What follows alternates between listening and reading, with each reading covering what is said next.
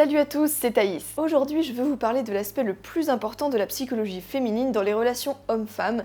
C'est ce qu'on appelle l'hypergamie. Si vous ignorez ce que c'est, vous devez absolument voir cette vidéo, je ne plaisante pas. Vous êtes un homme? Non. L'hypergamie, c'est le mécanisme à comprendre à tout prix si vous ne voulez pas vous faire larguer du jour au lendemain sans rien comprendre à ce qui vient de vous arriver. Je n'avais pas du tout vu venir cette annonce de divorce. Et si vous êtes une femme, c'est un aspect de votre personnalité que vous devez maîtriser si vous ne voulez pas finir célibataire à 30 ans. J'ai déjà évoqué très rapidement le sujet dans d'autres vidéos, mais j'ai décidé de faire une vidéo consacrée uniquement à ce sujet, qui n'est jamais discuté sérieusement, que ce soit dans les médias mainstream ou dans la pop culture. Et vous allez vite comprendre pourquoi. Alors, prenez un verre d'eau et préparez-vous à avaler la pilule rouge parce qu'aujourd'hui, on va se confronter au monde impitoyable de la sélection féminine dans les relations hommes-femmes. Alors, l'hypergamie, c'est quoi? C'est la tendance, surtout observée chez les femmes, à chercher un partenaire qui soit supérieur à elles, que ce soit en termes de statut socio-économique ou de critères physiques. En général, une caissière ou une employée de bureau ne rêve pas de se mettre en couple avec un caissier ou un employé de bureau comme elle. Elle cherche un homme plus diplômé et plus favorisé économiquement. L'hypergamie, c'est ça. Autrement dit, c'est l'idée selon laquelle les femmes ne recherchent pas un homme qui soit leur équivalent dans la société, mais au contraire, un homme qui soit le plus possible au-dessus d'elles. Ce n'est pas le cas pour les hommes. Il y a un paquet d'études qui montrent que le critère principal d'un homme lorsqu'il choisit une femme, c'est son attirance physique. Jeunesse, taille de poitrine, taille de hanche, etc. Bref, pour lui, ses diplômes ou son salaire n'ont pas vraiment d'importance. C'est donc un trait typiquement féminin. Mais pourquoi les femmes ont-elles ce comportement hypergamique? Un indice, ce n'est pas la faute du blanc triarcat hétéronormatif. Les causes sont multiples et sont profondément ancrées dans la biologie et la psychologie humaine. Je vais vous en donner quelques exemples. Déjà, je n'en reviens pas que ce soit politiquement incorrect de dire ça, mais les femmes sont plus faibles que les hommes. Et cette faiblesse, elle est accentuée au moment de la grossesse. Si une femme veut que son enfant vienne au monde en toute sécurité et qu'ensuite sa famille soit protégée du monde extérieur, une femme doit pouvoir compter sur la protection du père de son enfant. Chez un homme, cette capacité à protéger peut prendre deux formes. La force, alors pas seulement physique, mais aussi la force de la personnalité, c'est-à-dire le courage et la confiance en soi, et la richesse, qui protège de la misère. La deuxième raison à cette hypergamie tient à notre passé polygame. Comme expliqué dans ma vidéo sur le sujet, la monogamie est une invention géniale, mais finalement assez récente et pas universelle. Or, dans les sociétés polygames qui ont été le modèle majoritaire pendant des millénaires, vous avez une minorité d'hommes en haut de la pyramide. Ces hommes s'accaparent des femmes de leur niveau, mais aussi des femmes d'un niveau social inférieur. Donc, les femmes moyennes se retrouvent avec des hommes d'élite. Résultat, les femmes intériorisent le fait qu'il est normal de choisir des hommes qui soient supérieurs à leur niveau. On peut s'attendre donc à ce qu'au cours de millénaires d'évolution psychologique, les femmes hypergames tendent à remplacer les femmes non hypergames, car celles qui sont hypergames se reproduisent plus et plus facilement. Et donc aujourd'hui, même si la polygamie a disparu, enfin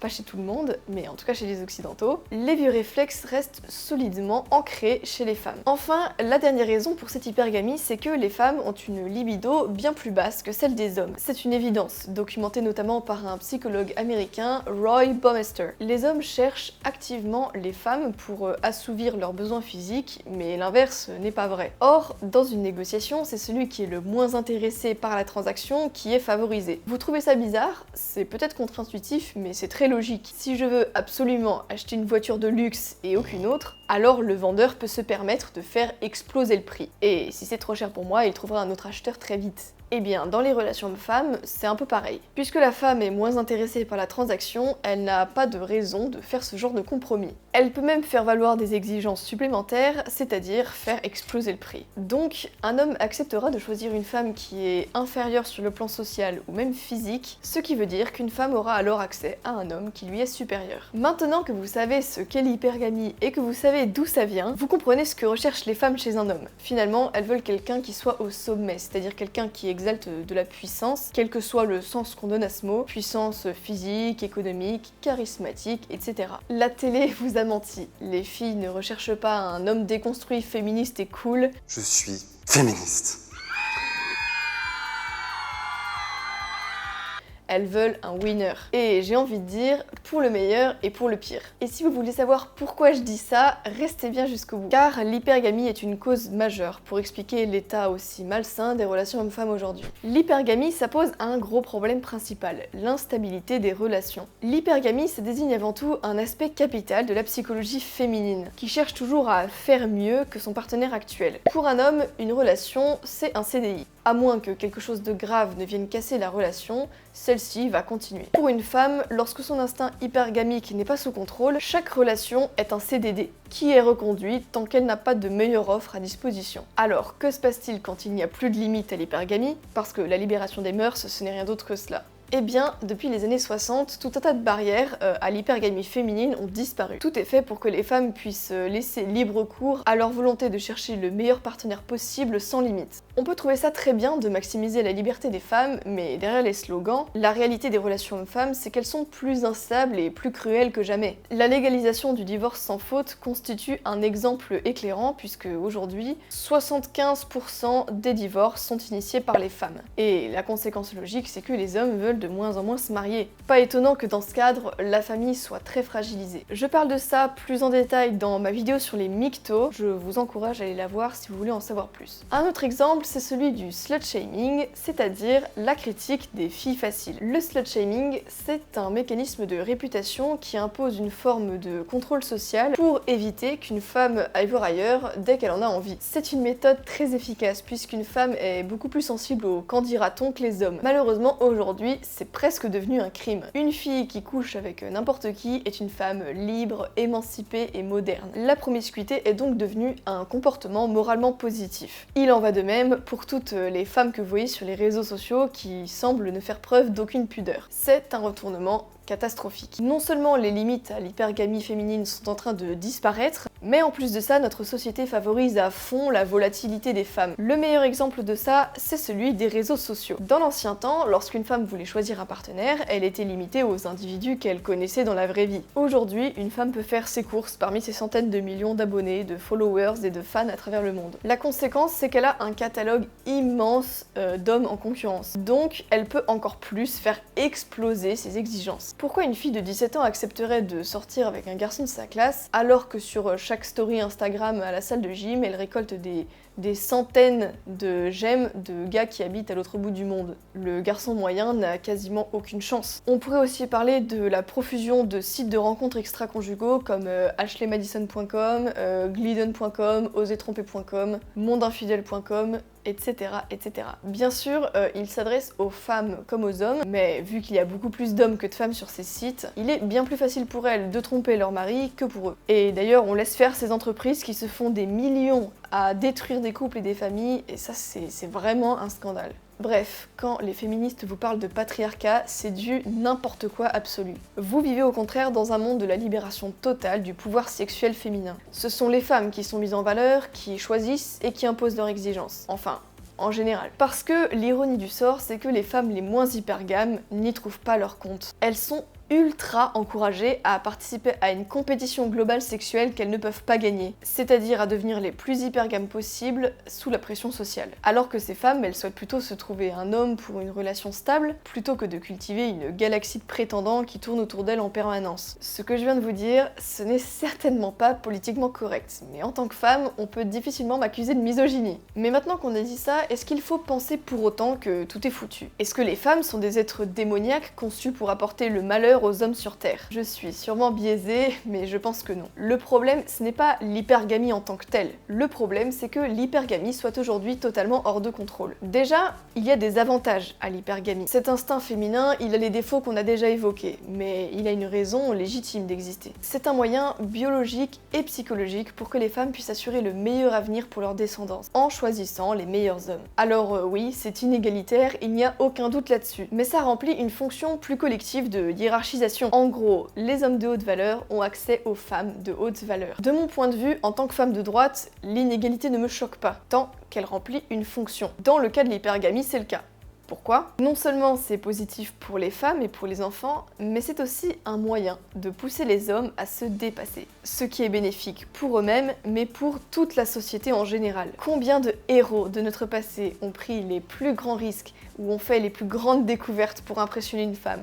Et je ne parle pas de tous les artistes, musiciens et autres. Comme je l'expliquais dans ma vidéo sur les Mictos, les princes charmants des contes de fées n'iraient pas combattre le dragon s'il n'y avait pas la promesse d'obtenir la belle princesse à la fin. Et puis, comme on l'a vu, les hommes ne sont pas intéressés par le statut socio-économique de la femme. Donc, pour un homme, se retrouver avec une femme moins riche, ce n'est pas un problème, tant qu'elle est attirante et qu'elle est suffisamment stable pour fonder une famille. Enfin, l'hypergamie est de toute façon une donnée psychologique et biologique. C'est comme l'ethnocentrisme, ou le fait d'être plus généreux avec sa famille qu'avec les étrangers. C'est comme ça. Et ce sera toujours comme ça. À moins d'être un gauchiste mental, il ne faut pas refuser les données de la réalité humaine.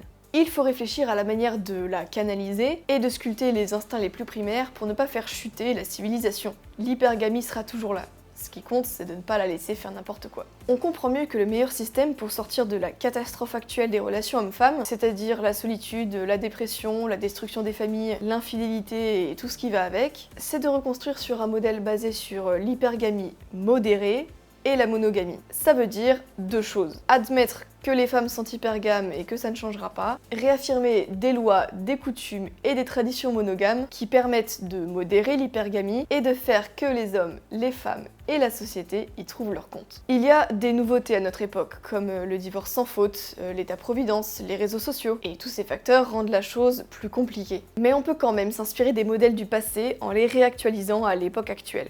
Par exemple, le mariage traditionnel est un engagement solide et réciproque, qui demande aux hommes de s'investir en échange d'une promesse de la fidélité féminine. C'est un mécanisme capital de lutte contre l'excès de l'hypergamie. Et c'est pour ça qu'il faut réinstaurer le mariage traditionnel, monogame et hétérosexuel, qui est, il faut le dire, un tant soit peu contraignant pour les deux parties, si on veut former des relations durables. Mais cela implique de repenser les contours de ce mariage traditionnel pour lui redonner de sa vigueur. La culture traditionnelle apprenait aux hommes à être masculins et virils et aux femmes à être féminines. Et surtout, elle apprenait que chacun avait besoin de l'autre. Au contraire, l'époque actuelle remplace l'homme par un état-providence tentaculaire qui donne de l'argent et des droits mais n'attend rien en retour. Pas besoin d'un mari, il y a la CAF. On comprend pourquoi les femmes préfèrent le socialisme et votent à gauche. Le problème, c'est que le remplacement de l'homme par l'État rime souvent avec la baisse de la natalité. Et devinez quoi, l'absence de père, c'est une des premières causes de criminalité. Une nouveauté capitale de notre époque à laquelle nos ancêtres n'ont pas dû faire face, ce sont les réseaux sociaux et la tyrannie Instagram TikTok chez les plus jeunes. Là, c'est à notre génération de trouver les moyens de réduire les dégâts. Sur le plan individuel, se limiter à 30 minutes par jour sur les réseaux sociaux. Je sais, c'est difficile, même moi aussi j'ai du mal. Mais il faut être exigeant envers soi-même. Après tout, nous sommes de droite. C'est déjà une très bonne habitude à adopter. On peut sinon choisir une option plus radicale et supprimer définitivement ces applications de nos téléphones. Sur le plan collectif, interdire les smartphones au lycée, au collège et à l'école, c'est une excellente chose. Ça peut sembler radical, mais est-ce que ce n'est pas beaucoup plus extrême de laisser exploser l'hypersexualisation des adolescentes sur ces réseaux sociaux sans aucune limite? Et même, pourquoi pas ne pas carrément interdire TikTok en Europe? Moi, je vote pour. Honnêtement, est-ce qu'on y perdrait quoi que ce soit en valeur? Évidemment que non. En fait, l'hypergamie et la situation catastrophique des mœurs à notre époque nous forcent à tout repenser depuis le début. Mon obsession, c'est la renaissance de notre civilisation. C'est pour ça que je suis identitaire. Mais on ne peut pas se limiter à ça. Si les hommes et les femmes ne peuvent plus se parler, comment espérer qu'ils fondent des familles et que la France et l'Europe continueront d'exister dans 50 ans? Alors, pour rétablir des rapports sains et arrêter la guerre des sexes, il va falloir s'inspirer du passé, certes, mais ne pas non plus vouloir réhabiliter des solutions obsolètes. L'époque a beaucoup trop changé pour ça. Il faut réfléchir à ces questions avec une seule chose en tête. Tout ce qui permet de favoriser la création de familles saines et durables est bon et doit être encouragé. Tout ce qui l'empêche est mauvais et doit être combattu. C'est ça, notre nouveau point de départ. Quant aux solutions aux questions, j'en ai déjà évoqué quelques-unes brièvement ici, mais je compte m'y atteler de façon plus détaillée dans de prochaines vidéos. Donc si vous avez des sujets que vous voulez voir traités, dites-moi tout dans les commentaires. Je finirai par par 2 conseils. Pour les femmes qui regardent cette vidéo, prenez conscience de votre instinct hypergamique pour lui apporter des limites. C'est une très bonne chose en quantité modérée, mais attention à l'overdose. Ne finissez pas comme les filles qui jonglent avec les hommes pour faire toujours mieux et qui au final se retrouvent seules à 40 ans. Parce que oui, quand on est habitué à la valse des admirateurs sur son Instagram depuis qu'on a 15 ans, on a du mal à imaginer que ça ne puisse pas durer toute la vie. Si une femme ne se pose pas avant que l'âge ne commence à altérer son apparence, elle n'aura plus de prétendants. C'est cruel, mais c'est logique. Pour les hommes qui ont découvert ce qu'était l'hypergamie, mon conseil sera celui-ci. Quand une femme vous intéresse, évaluez son degré d'hypergamie. Ne regardez pas juste ses attributs physiques, mais prêtez attention à sa personnalité et à ses habitudes pour trouver une femme fiable. Affrontez la réalité pour trouver la femme que vous méritez. Si vous êtes un homme de qualité, vous trouverez celle qui vous rendra heureux. Et si vous n'êtes pas encore cet homme de qualité, c'est tout simplement que vous n'avez pas encore exprimé votre potentiel. Mais rien n'est jamais perdu et il n'est jamais trop tard pour le faire.